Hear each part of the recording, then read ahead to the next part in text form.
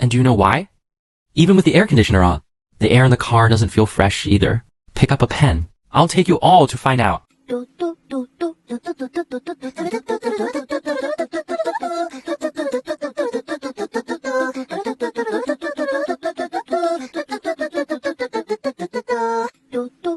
Even if the air conditioner is turned on in inner loop mode, will trap carbon dioxide in the car.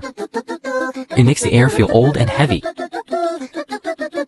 Although the temperature may be cooler, but the rise in carbon dioxide can cause people to become drowsy, fuzzy thinking,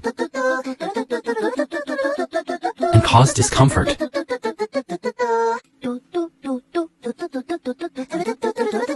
Only in the external circulation mode and carbon dioxide monitoring is the key to maintaining a healthy in-car environment